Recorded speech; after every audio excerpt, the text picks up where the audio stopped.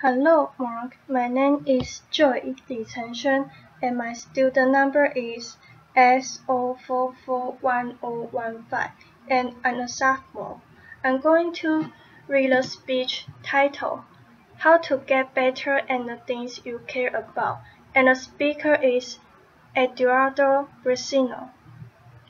Most of us go through life trying to do our best in whatever we do, whether it's our job, family, school, or anything else. I feel that way.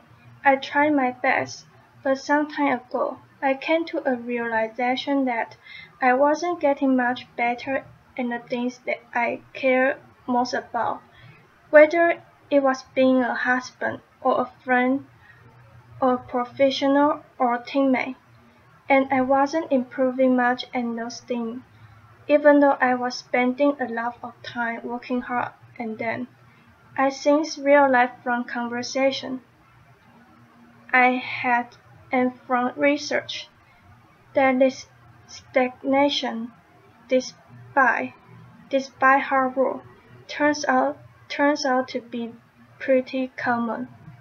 So I'd like to share with you some insight into why that is and what we all do about it. What I have learned is that the most effective people and things in any domain do something we can all emulate. They go through life deliberately, alternating between two zones, the learning zone and the performance zone. The learning zone is when our goal is to improve. Then we do activity designed for improvement, concentrating on what we haven't mastered yet, which means we have to expect to make mistakes, knowing that we will learn from them. That is very different from what we do when we are in our performance zone, which is when your goal is to do something as best as we can to execute. Then we concentrate on what we have already mastered and we try to minimize mistakes. Both of these zones should be part of our life, but being clear about when we want to be in each of them, with what goal, focus, and expectation, help us better perform and better improve. The performance zone maximizes our immediate performance, while the learning zone maximizes our growth and our future performance. The reason many of us don't improve much, despite our hard work, is that we tend to spend almost all of our time in the performance zone. This hinders our growth and, ironically, over the long term, also our performance. So what does the learning zone look like? Take Demosthenes, a, a political leader and the greatest orator and lawyer in ancient Greece. To become great, he didn't spend all his time just being an orator or a lawyer, which would be his performance zone, but instead, he did activity designed for improvement. Of course, he studied law. He studied law and philosophy with guidance from mentors, but he also realized that being a lawyer involved persuading other people. So he also studied great speech and acting to get rid of an odd hobby he had of involuntarily lifting his shoulder. He practiced his speech in front of a mirror, and he suspended a sword from the ceiling, so that if he raised his shoulder, it would hurt. Laughter. To speak more clearly despite a lisp. He went through his speech with stone in his mouth. He built an underground room where he could practice without interruption and not disturb other people. And since cold and the tide were very noisy, he also practiced by the ocean, projecting his voice above the roar of the wave. His activity in the learning zone were very different from his activity in court. His performance zone. In the learning zone, he did what Dr. Anders Ericsson called deliberate practice. This involved breaking down ability into component skill, being clear about one sub-skill we are working to improve, like keeping our shoulder down, giving full concentration to a high level of challenge outside our comfort zone, just beyond what we can currently do, using frequent feedback with repetition and adjustment, and ideally engaging the guidance of a skill coach, because activity designed for improvement are domain specific, and great teachers and coaches know what those activities are and can give us expert feedback. It is this type of practice in the learning zone which leads to substantial improvement, not just time on task performing. For example, researchers show that after the first couple of years working in a profession, performance usually plateaus. This has been shown to be true in teaching, general medicine, nursing, and other fields.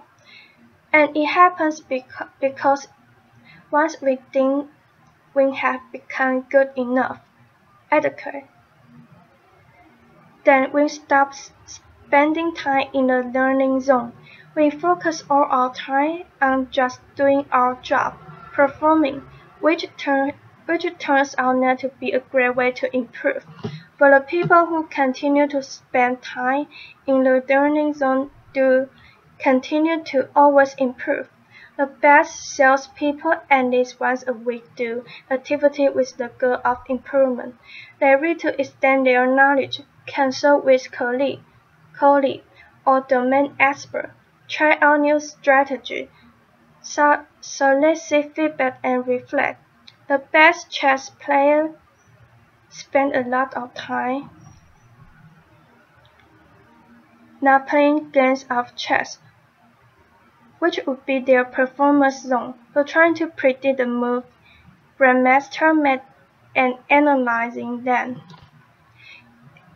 Each of us has probably spent many hours typing on a computer without getting faster. But if we spend 10 to 20 minutes each day fully concentrating on typing 10 to 20% faster than our current reliable speed, it will get faster, especially if we do also identify what mistake we are making and practice typing those rules. Let's deliberate practice. In what other part of our life, perhaps that we care more about? Are we working hard but not improving much because we are always in the performance zone? Now, this is not to say that the performance zone has no value. It very much does. When I need a knee surgery, I didn't tell the surgeon, poke around in there and focus on what you don't know. Laughter. We will learn from your mistake. I look for a surgeon who I feel would do a good job, and I wanted her to do a good job. Being in a performance zone allows us to get things done as best as we can. It can also be motivating, and it provides us with information to identify what to focus on next when we go back to the learning zone. So the way to high performance is to alternate between the learning zone and the performance zone, purposefully building our skill in the learning zone, then applying those skills in the performance zone. When Beyoncé is on tour, during the concert, she's in her performance zone, but every night when she gets back to the hotel room, she goes right back into her learning zone. He watched a video of the show that just ended. He identified opportunity for improvement. For that, her dancer and her camera staff, and the next morning everyone receives page of notes with what to adjust, which they can work on during the day before the next performance. It's a spiral to ever increasing capability, but we need to know when we seek to learn, when we seek to perform, and while we want to spend time doing both. The more time we spend in the learning zone, the more we will improve. So how can we spend more time in the learning zone?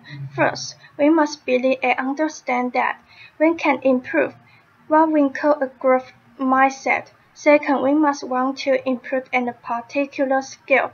There has to be a purpose we care about, because it takes time and effort. Third, we must have an idea about how to improve and what can do to improve. Not how I used to practice the guitar as a teenager, performing songs over and over again, but doing deliberate practice. And fourth, we must be a low-stake situation, because if mistakes are to be expected, then the consequence of making them must not be catastrophic or even very significant. A tightrope walker doesn't practice new trick without a net underneath, and an athlete wouldn't set out to first try a new move during a championship match. One research that in our life we spend so much time in the performance zone is that our environment often are unnecessarily high stake. We create social risk for one another, even in school, which are supposed to be all about learning. And I'm not talking about standardized tests.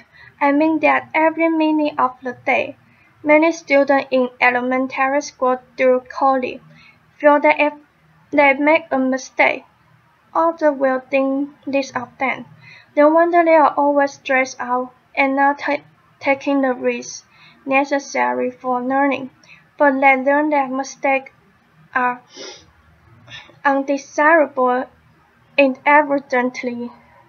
When teachers or parents are eager to hear just correct answer and reject mistakes rather than welcome and exam them to learn from them, or when we look for a narrow response rather than encouraging more exploratory thinking that we can all learn from. When all homework or student work has a number or a letter on it, and count toward a final grade, rather than being used for practice, mistake, feedback, and revision, we send the message that school is a performance zone. The same is true in our workplace. In the company I consult with, I often see flawless execution culture which leaders foster to encourage great work, but they lead employees to stay within what they know and not try new things. So companies struggle to innovate and improve, and they fall behind. We can create more space for growth by starting conversation with one another about when we want to be in each zone. What do we want to get better at and how? And when do we want to execute and minimize mistakes? That way, we can get clarity about what success is, when, and how to best support one another. But what if we find ourselves in a chronic high-stake setting and we feel we can't start those conversations yet? Then here are 3 things that we can still do as individuals. First, we can create low-stake islands in an otherwise high-stake sea. These are spaces where mistakes have little consequence. For example, we might find a mentor or trusted colleague with whom we can exchange ideas or have vulnerable conversation or even role play. Or we can ask for feedback-oriented meeting as project progress, or we can set aside time to read or watch video or take online courses. Those are just some examples. Second, we can execute and perform as we are expected, but then reflect on what we could do better next time, like Beyoncé does. And we can observe and emulate experts. The observation, reflection, and adjustment is a learning zone. And finally, we can lead and lower the stake for others by sharing what we want to get better at, by asking questions about what we don't know, by soliciting feedback, and by sharing our mistakes and what we learn from them, so that others can feel safe to do the same. Real confidence is about modeling ongoing learning. What if, instead of spending our life doing, performing, we spend more time exploring, asking, listening, experimenting, reflecting, striving, and becoming? What if we each always had something we were working to improve? What if we created more low-stake island and water? And what if we got clear within ourselves and with our teammates about when we speak to learn and when to seek perform, so that our effort can become more consequential, our improvement never ending, and our best even better? Thank you.